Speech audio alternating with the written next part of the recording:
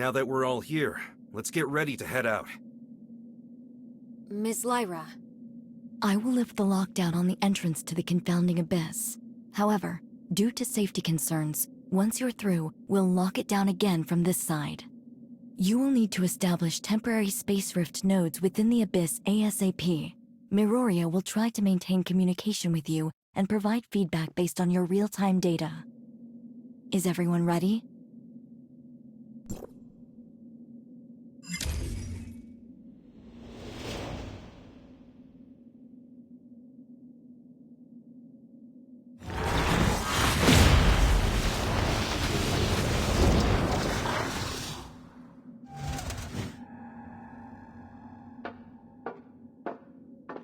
If you encounter anything more than you can handle, contact us immediately. Do not act recklessly. I will. Let's go.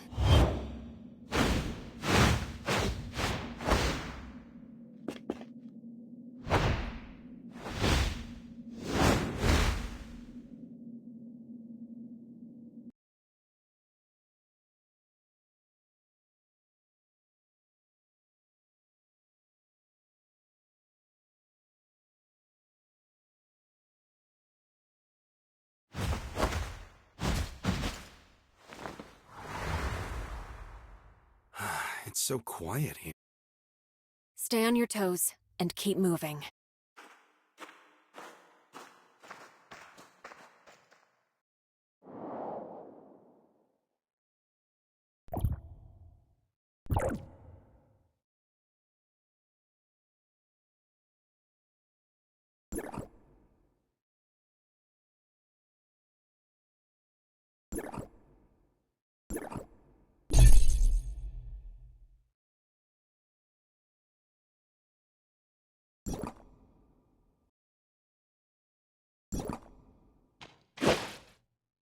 Lyra, we've reached the ruins of the Third City.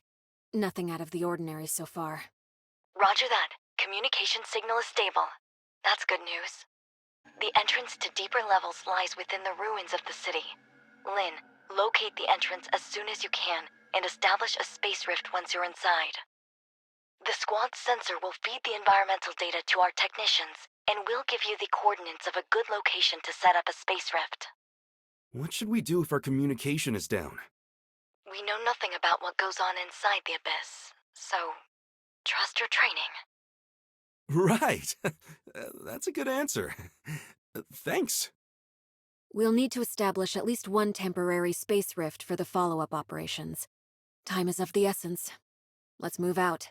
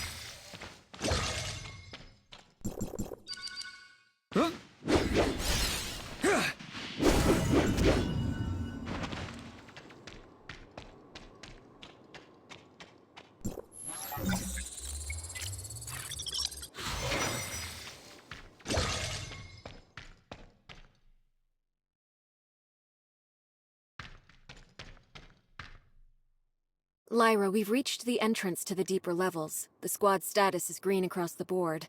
We've yet to encounter any abyssant gray space entities. Roger that.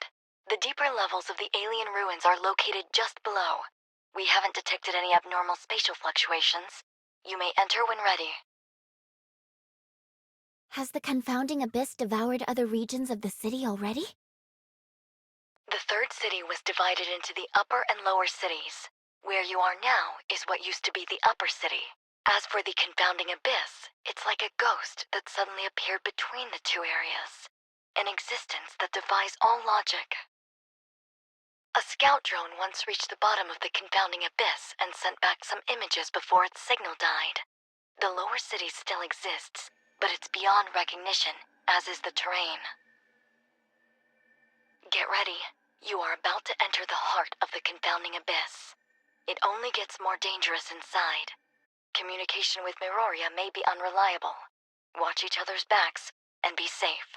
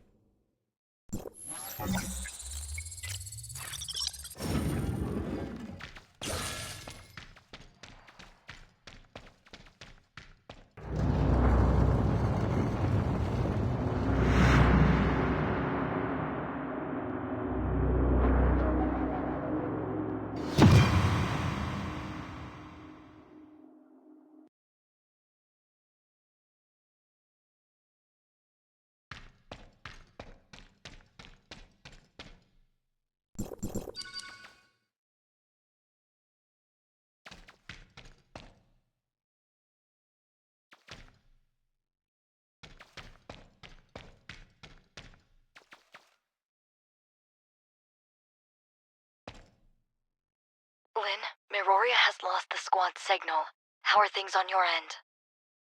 We are now within the confounding abyss. We have visuals of the alien ruins. We've detected slight omnium fluctuations around your area. The nature of those fluctuations matches with the signals from your Space Rift beacons. It's a high possibility that it may be a beacon left behind by Rubilia. You should set up a temporary Space Rift here as your emergency extraction point. Understood. We'll look around.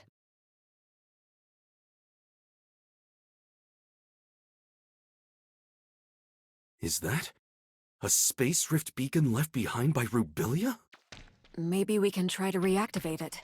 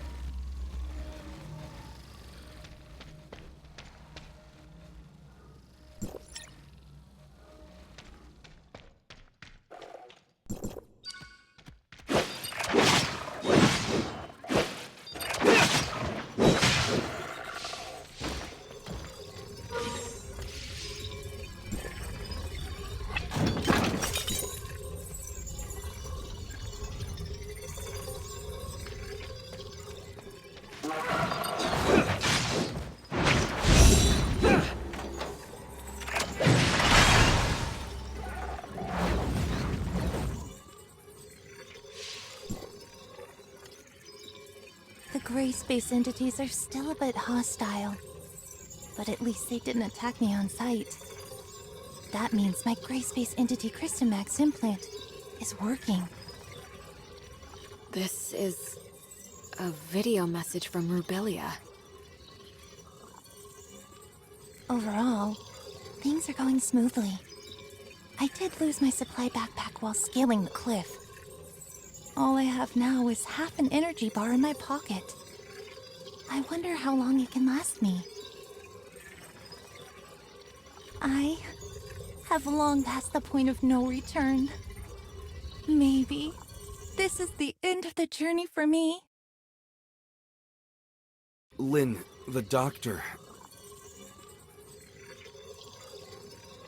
She must have left other clues. Continue your search.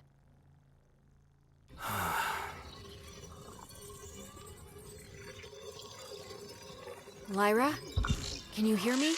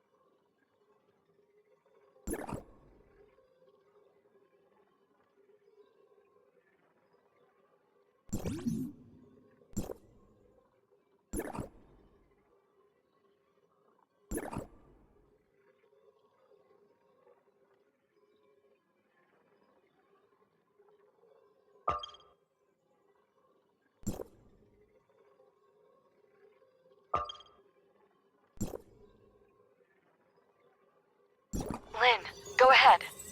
We found a Space Rift node and a video message left behind by Rubelia. We're continuing our search. Roger that. Communication. Interference is increasing. Keep in touch.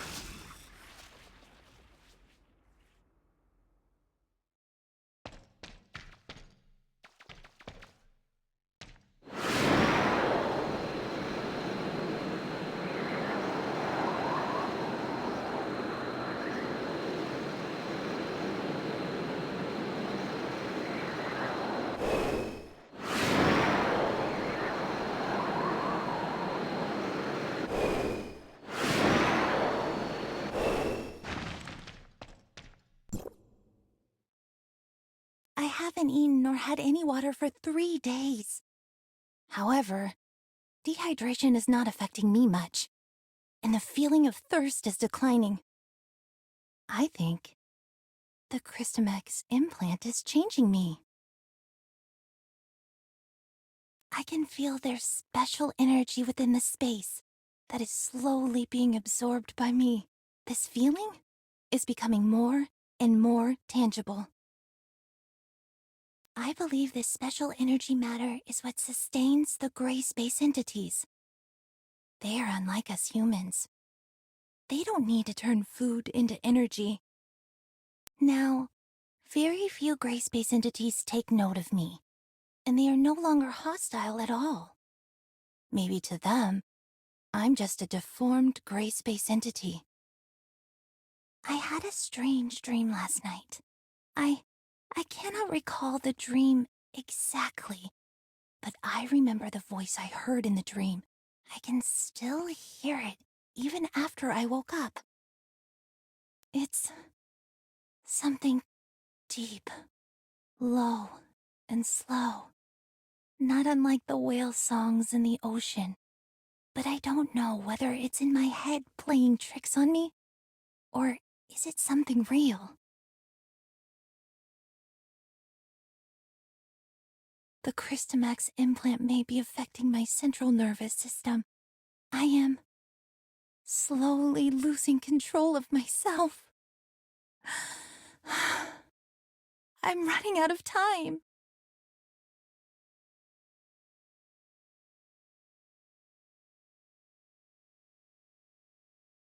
The Christomax implant is slowly turning the doctor into a gray space entity.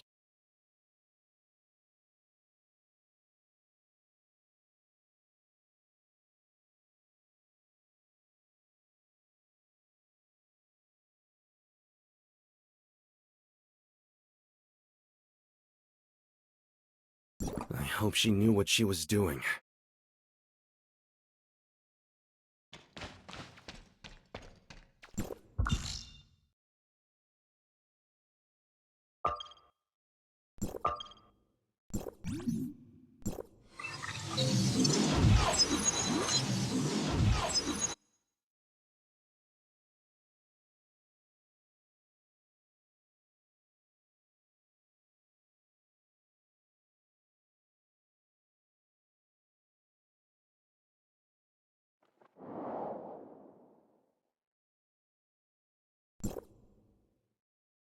The voice in my head still lingers.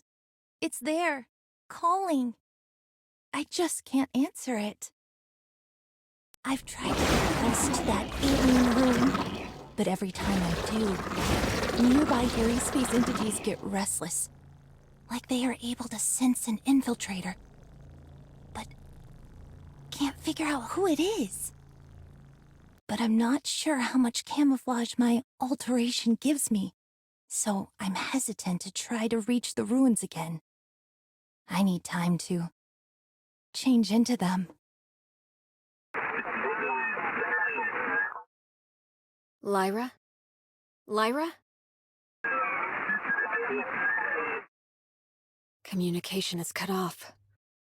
Yeah, I can also feel the atmosphere becoming tense around here. Should we keep moving, or wait until the communication is restored? It's highly unstable here. We better not dawdle. Let's keep moving. Whatever you say.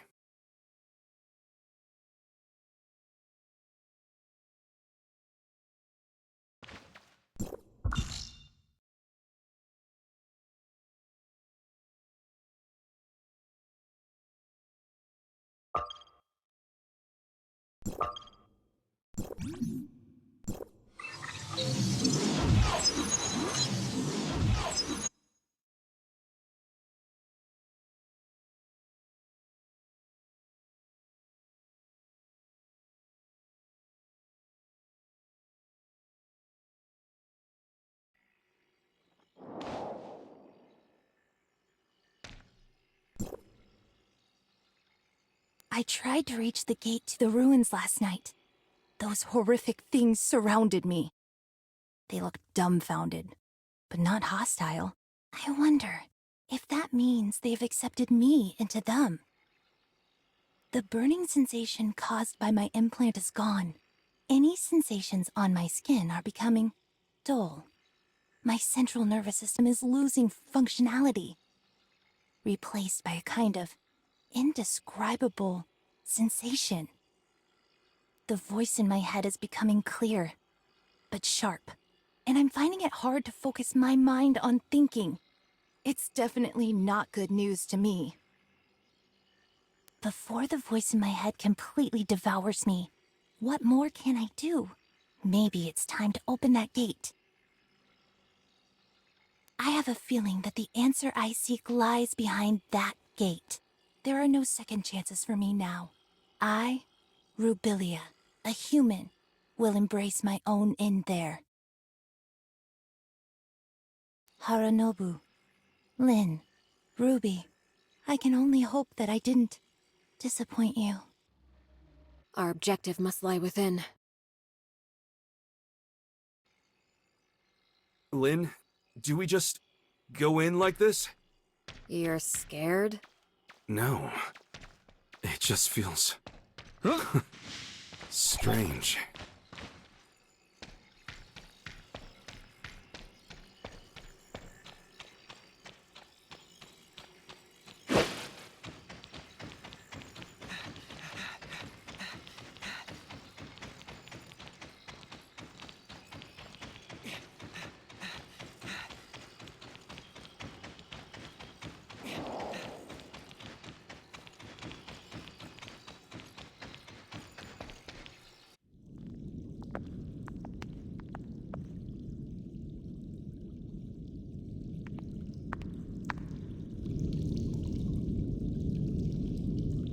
Strong Abyssin signal detected!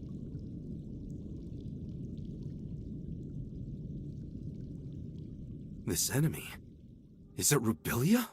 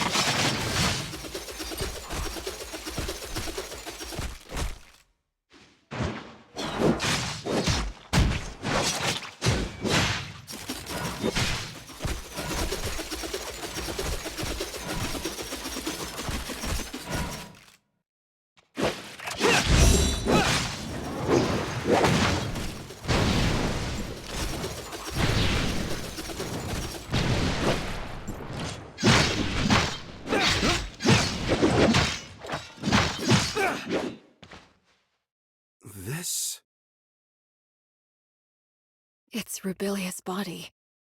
What did she do to herself? We've detected large numbers of gray space entities converging on your location. Evacuate stat! Understood.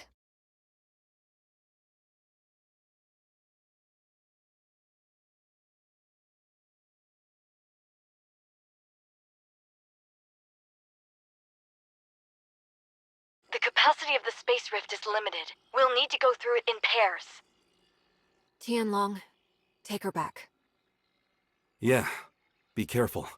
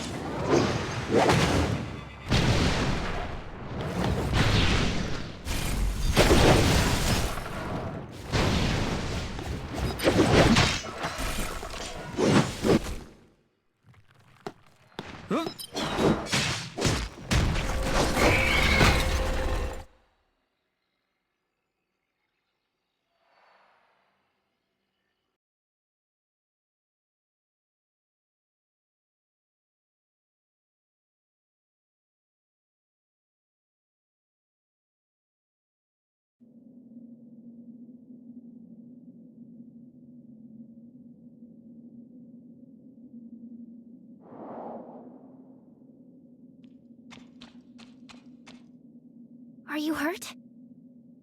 I'm fine. Don't worry. That's good to hear.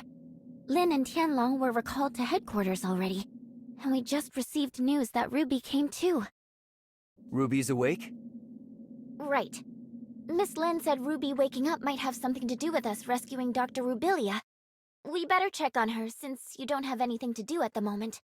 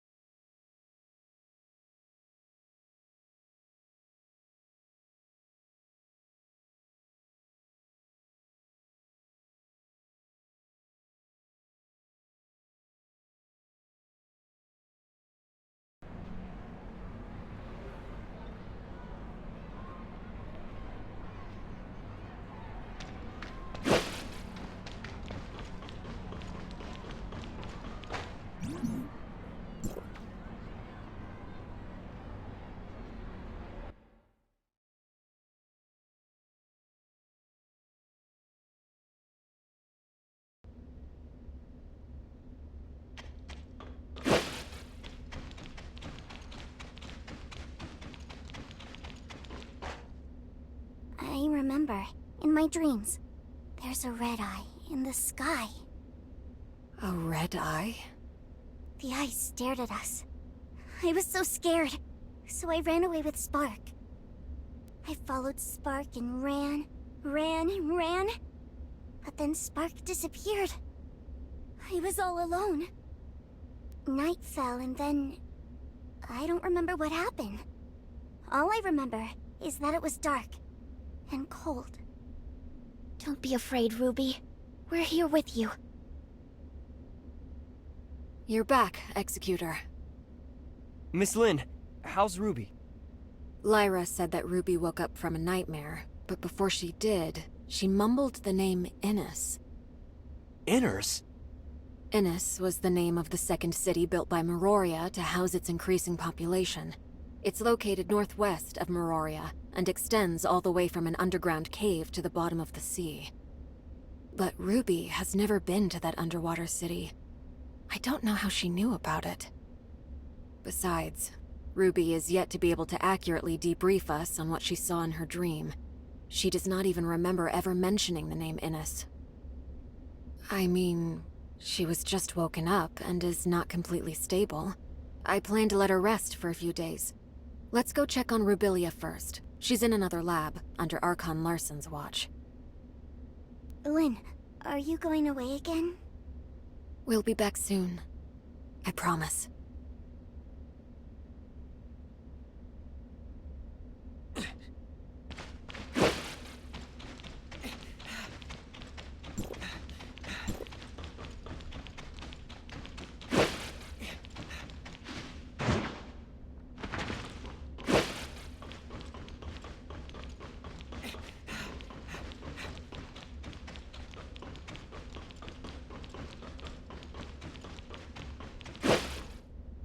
The doctor's brain activity remains at a low level. We've attempted to apply different amounts of weak electrical stimulation without success. Dr. Clive suggests that we transfer Dr. Rubilia to the listener testing ground for in-depth studies, but I feel that's... We cannot treat Rubilia as one of them. We'll discuss this later. Tianlong, did you say Dr. Rubilia was found inside an abyssant? More accurately, it's from inside the abyssant's brain. I'm not sure whether the abyssant evolved from Rubilia, or if she shared a kind of symbiotic relationship with it. The Crystamax implant caused changes in her, which made common low-level gray space entities see her as one of them. However, we have no way of knowing if this also works on higher-level abyssants and what the end stage of this evolution would be. Sadly, the doctor is unable to communicate with us. But judging by Ruby's dreams, and how she mentioned Innes, the doctor must have important things to tell us. Ruby said she saw a glowing red eye in her dreams. I wonder if she's talking about that alien ruin in the abyss. It does resemble an eye in a glance. But Ruby has never been to the confounding abyss and seen the ruins. Maybe Ruby and Rubilia share a special bond that links their senses or consciousness. Ruby's dream may be a projection of Rubilia's dreams. I agree with Lynn. It also matches the data we found in the lab. The gray space entities share a hive consciousness. Rubilia and Ruby, and even that puppet singer, are all part of the same colony. Right, that makes sense. The message Rubilia left in the abyss also clearly states that she's been affected by the voices in her head. That voice may come from a higher-class abyssant. But these are all hypotheses. We'll have to wait for Dr. Rubilia to regain her consciousness to be sure.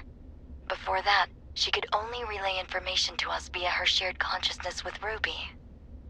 Everyone, everything that has happened today is on a need-to-know basis. We cannot reveal Dr. Rubilia and Ruby's identities to the denizens of Meroria.